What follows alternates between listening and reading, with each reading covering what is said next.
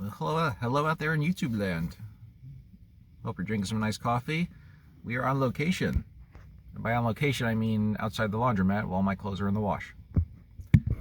Very appropriate place to do a podcast recommendation video, considering this is where I get a lot of my listening done, as well as liking and commenting on all of your videos too.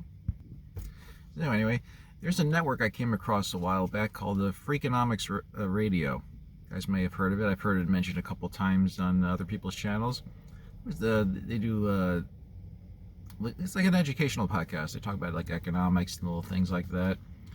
And there's like four main podcasts. The main one, the main show, Freakonomics, they just recently did an episode about how they spoke with this author, wrote a book about how like China is run by engineers while the United States is run by lawyers. Very interesting and very entertaining at the same time. But of the podcasts they do, there's one that's absolutely my favorite, which we'll be talking about today. It's called The Economics of Everyday Things. And if you want to know what it's about, it's right there in the title. Like little fun little videos. They're very short too. That's why I wanted to highlight this too, because if people always say, I don't have time, you know, everyone's busy. Well, each episode of this podcast is only about 20 minutes. Like more or less 20 minutes, so it's a quick listen. And it's hosted by a young guy named Zachary Crockett. Weekly podcast. By far one of my favorite listens. I look forward to it every week. I'll give you a little rundown of some of the topics they cover. The most recent episode they did was about mega churches. That was fascinating. All about like how like a lot of these mega churches are like 2,000 people or more, and like they really don't have to report income. So a lot of different economic questions that come up with that. Like one of the other episodes too. This was interesting. It was about emojis.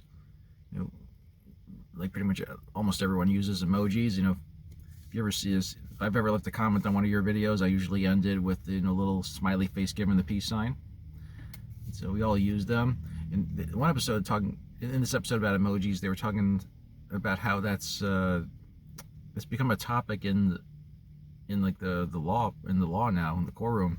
Like they mentioned, like there was a case in Canada where like this guy, you know, he's texting his business proposal to this other guy.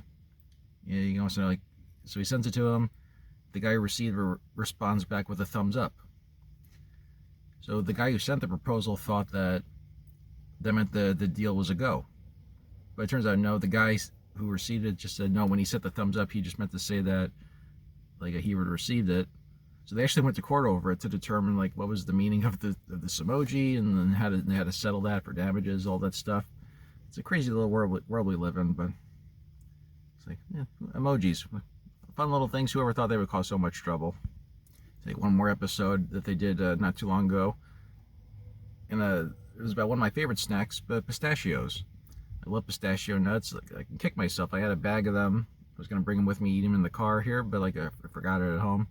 So yeah, the wonderful world of pistachios. Essentially, we learned how like one time Iran was the biggest exporter of pistachios because that's the climate, that's where they come from, and then nowadays they grow and a lot of them come from California. And long story short, the main reason they tend to be a little pricey is because it takes a lot to make them, especially a lot of water.